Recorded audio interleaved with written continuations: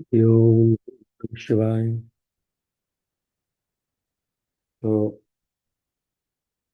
भगवान शिव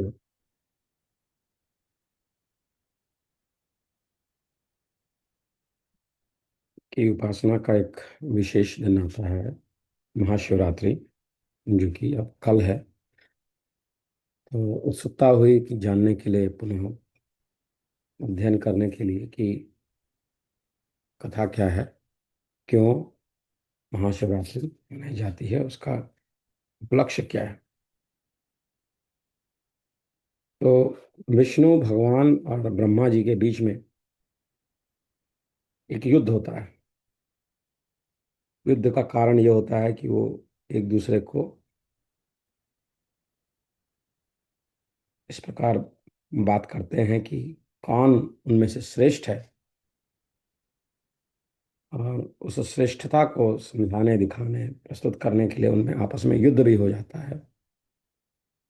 और जब युद्ध में वो भयानक अस्त्रों का प्रयोग करने वाले होते हैं, तो असमय प्रलय आ जाएगा, बिना समय का प्रलय आ जाएगा। इसको देखते हुए भगवान महेश्वर, भगवान शंकर एक स्तंभ का रूप धारण कर उनके समक्ष प्रस्तुत होते हैं। इसको वो समझ नहीं पाते हैं, ब्रह्मा विष्णु भगवान समझ नहीं पाते हैं कि क्या चीज़ है। तो दोनों उसका अन्वेषण करना प्रारंभ करते हैं। तो ब्रह्मा जी जो है हंस रूप धारण कर ऊपर के भाग में जाना प्रारंभ करते हैं, और भगवान विष्णु नीचे के भाग में जाते हैं। और तय ये हुआ होता है कि जो इस स्तंभ के अंत को खोज लेगा, पूरा अन्वेषण कर लेगा, ऊपर का या नीचे का, और विजयी होगा, वह माना जाएगा कि वही जो है श्रेष्ठ है। तो इसमें होता यह है कि भगवान ब्रह्मा जो है वो कपटी हो जाते हैं। भगवान शंकर के मस्तक से एक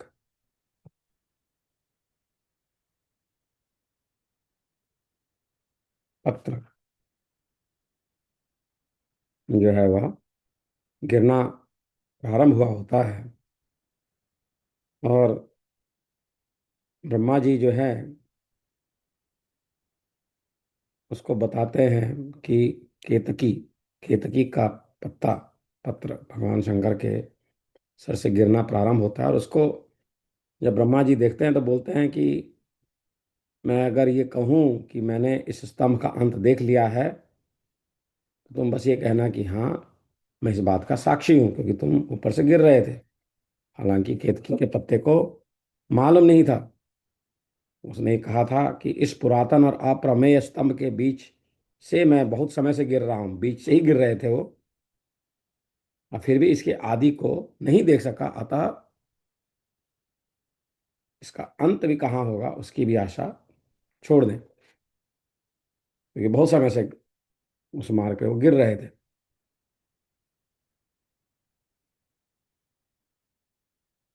तो जब वह इस प्रकार से झूठ बोलने के लिए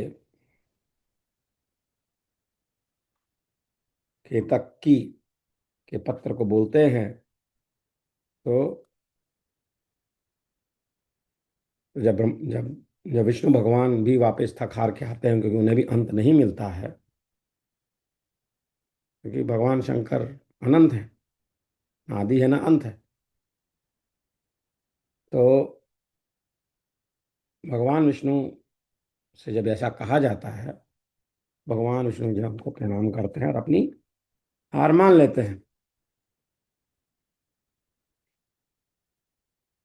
भगवान विष्णु को कहते हैं कि मैंने इस स्तंभ का अग्रभाग देख लिया है, इसका साक्षी यह केतकी पुष्प है।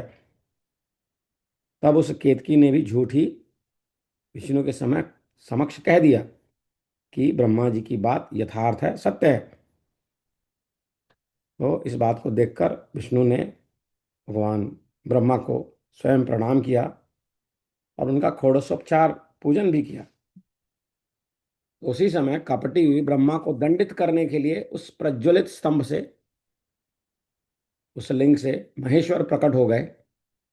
और तब परमेश्वर को प्रकट हुआ देखकर विष्णु उठ खड़े हुए और कांपते हाथों से उनका चरण पकड़कर कहने लगे कि हे करुणाकर, आदि और अंत से रहित शरीर वाले आप परमेश्वर के विषय में मैंने मोह बुद्धि से बहुत विचार किया।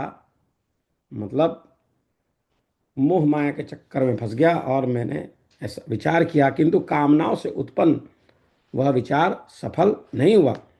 अतः आप हम पर प्रसन्न हो, हमारे पाप को नष्ट करें और हमें क्षमा करें। यह सब आपकी लीला से ही हुआ। तो उनके बीच में जो विष्णु भगवान और ब्रह्मा जी में युद्ध हुआ और आपस में कौन बड़ा है, महान है, यह सिद्ध करने की उनके अंदर जो लालसा जागी, वह भगवान शंकर की लीला, उनकी माया थी। तो इस पर ईश्वर कहते हैं, भगवान महादेव कहते हैं कि हे वत्स, मैं तुम पर प्रसन्न हूं, क्योंकि श्रेष्ठता की कामना होने पर भी तुमने सत्य वचन ही कहा।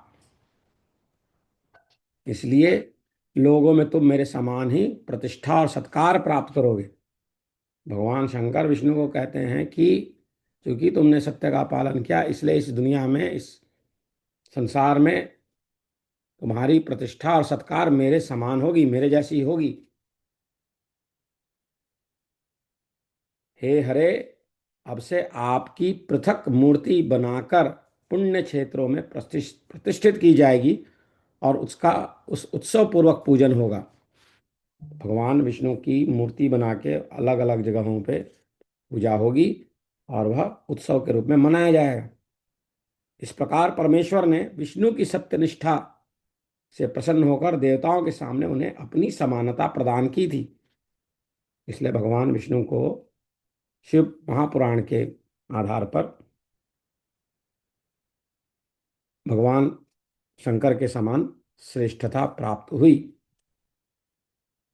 आगे क्या होता है कि वो ब्रह्मा जी के ऊपर रुष्ट थे, नाराज थे, क्योंकि उन्होंने कपट का प्रदर्शन किया, झूठ बोला। तो उन्होंने जो है अपने मस्तक के बीच से, भ्रुकुटी के मध्य से भैरव नामक एक अद्भुत पुरुष को उत्पन्न किया और उस भैरव ने रणभूमि में अपने स्वामी शिव जी को प्रणाम करके पूछा कि हे प्रभु, आप शीघ्र आज्ञा दें, मैं ऐसा कौन सा कार्य करूं जिसके लिए आपने मुझे बुलाया है। तो शिव जी ने कहा कि ये जो ब्रह्मा है वे इस सृष्टि के आदि देवता हैं।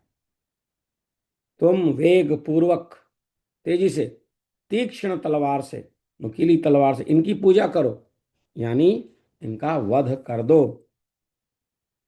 इस पर भैरव क्या करते हैं कि एक हाथ से ब्रह्मा के केश को पकड़कर असत्य भाषण, झूठ बोलने वाले उनके उद्धत पांचवें सिर को काटकर हाथों में तलवार भांजते हुए उन्हें मार डालने के लिए उद्यत होते हैं। तो जो भैरव हैं, जो कि भगवान शंकर की भ्रुकुटी से उत्पन्न हुए, वो तलवार भांजते हुए भगवान ब्रह्मा के पांचवें मस्तक को काट कर हाथ में तलवार भांजते हुए निकल पड़ते हैं उनको मारने के लिए। इतने में क्या होता है कि भगवान विष्णु अच्युत, वो उनकी क्षमा मांगने के लिए भगवान शंकर को कहते हैं कि आपने ही पहले कृपा पूर्वक इन ब्रह्मा को पंचानन रूप, पांच सर वाला रूप प्रदान किया था, इसलिए आपके अनुग्रह करने योग्य हैं। इनका अपराध क्षमा करें और इन पर प्रसन्न हो। तो भगवान अच्युत के विष्णु के द्वारा इस प्रकार प्रार्थना किए जाने पर शिव जी ने प्रसन्न होकर देवताओं के सामने ही ब्रह्मा को दंडित करने से भैरव को रोक दिया। फिर ब्रह्मा जी जो आगे क्षमा मांगते हैं कि आप मुझ पर प्रसन्न होइए, मैं आपकी कृपा से अपने सिर के कटने को भी आज श्रेष्ठ समझता हूं। विश्व के कारण, विश्व बंधु, दोषों को सह लेने वाले और पर्वत के समान कठोर धनुष धारण करने वाले आप भगवान शिव को नमस्कार है। नमस्तुभ्यं भगवते बंधवे विश्वयोनये, वैष्णवे च दोषाणाम संभवे शैलधन्वने। इस प्रकार भगवान शंकर को वो प्रणाम करते हैं, नमस्कार करते हैं। तो भगवान शंकर ईश्वर कहते हैं कि हे वत्स, अनुशासन का भय नहीं रहने से यह सारा संसार नष्ट हो जाएगा। संसार में अनुशासन, डिसिप्लिन की आवश्यकता है। अगर ऐसा नहीं रहेगा तो यह जगत नष्ट हो जाएगा। राज भय में तद्वय जगत सर्वम नशिष्यति। राज भय में तद्वय जगत सर्वम नशिष्यति। अतः तुम दंडनीय को दंड दो और इस संसार की व्यवस्था चलाओ। इस प्रकार उसको आशीर्वाद, ब्रह्मा जी को आशीर्वाद देते हैं, बोलते हैं कि ठीक है।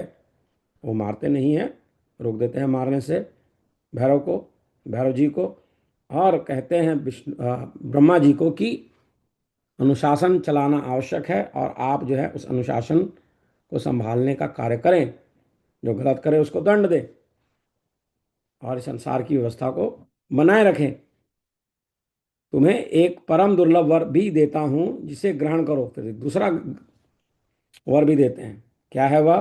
कि अग्निहोत्र आदि वैतानिक और गृह्य यज्ञों में आप ही श्रेष्ठ रहेंगे। सर्वांग पूर्ण पुष्कल दक्षिणा वाला यज्ञ भी आपके बिना निष्फल होगा।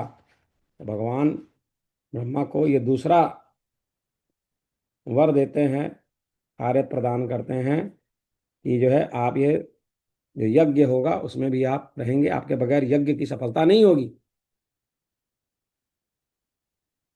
फिर उन्होंने वो जो केतक पुष्प था, जिसने झूठ कहा था, उसको भी जो है कहा कि तुम आगे से मेरे प्रिय नहीं रहोगे, अर्थात तुम्हारा पुष्प मेरे पूजा में नहीं प्रयोग में आएगा। ये सब बातें आगे होती हैं। उसके बाद में जो ब्रह्मा और विष्णु हैं वो भगवान शंकर को कुटुंब के साथ आसन पर स्थापित कर पवित्र पुरुष वस्तुओं द्वारा उनका पूजन करते हैं। पवित्र पुरुष वस्तुओं द्वारा उनका पूजन करते हैं। तो पुरुष क्या है? पुरुष क्या है? पुरुष वस्तुएं क्या होती हैं? तो जो चीजें दीर्घ काल तक अविकृत भाव से, खराब बिना हुए सुस्थित रहने वाली हैं, उन वस्तुओं को पुरुष वस्तु कहते हैं। और जो अल्पकाल तक ही टिकने वाली हैं, ऐसी वस्तुएं प्राकृत वस्तुएं कहलाई जाती हैं, कही जाती हैं। तो इस प्रकार वस्तु के दो भेद हैं, पुरुष और प्राकृत।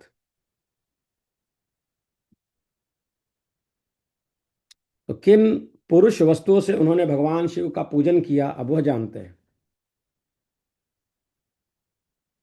हार, नुपुर, केयूर, किरीट, मणिमय कुंडल, यज्ञोपवीत, उत्तरीय वस्त्र, पुष्पमाला, रेशमी वस्त्र, हार, मुद्रिका यानी अंगूठी, पुष्प, तांबूल, कपूर, चंदन एवं अगुरु का अनुलेप, धूप दीप, श्वेत क्षत्र, व्यजन, ध्वजा, चंवर तथा अन्यान्य,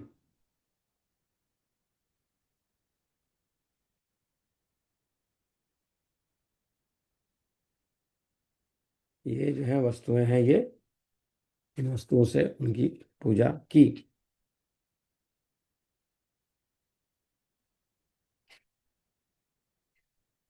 और भगवान शंकर ने क्या किया? तो उन्होंने एक प्रचलन प्रारंभ किया, एक परंपरा बनाई। क्या? कि स्वामी के योग्य जो जो उत्तम वस्तुएं थीं, उन सभी वस्तुओं को भगवान शंकर ने भी प्रसन्नता पूर्वक यथोचित रूप से सभासदों के बीच वितरण कर दिया। जो जो उनको मिली चीजें उसका उन्होंने वितरण कर दिया, जिससे यह श्रेष्ठ परंपरा बनी, जिससे यह श्रेष्ठ परंपरा बनी रहे कि प्राप्त पदार्थों का वितरण आश्रितों में कर देना चाहिए। जो हमारे आश्रित हैं, हमारे डिपेंडेंट हैं, उनके ऊपर हमें जो चीज़ें मिलती हैं वह बांट देनी चाहिए। उन वस्त्रों को ग्रहण करने वाले सभासदों में वहाँ कोलाहल मच गया। इस प्रकार वहाँ पहले ही ब्रह्मा तथा विष्णु से पूजित हुए भक्तिवर्धक भगवान शिव विनम्र उन दोनों देवताओं से हंसकर कहने लगे। अब क्या कहा उन्होंने? हे पुत्रों, आज का दिन महान है। इसमें तुम्हारे द्वारा जो आज मेरी पूजा हुई है, इससे मैं तुम लोगों पर बहुत प्रसन्न हूँ। इसी कारण यह दिन परम पवित्र और महान से महान होगा।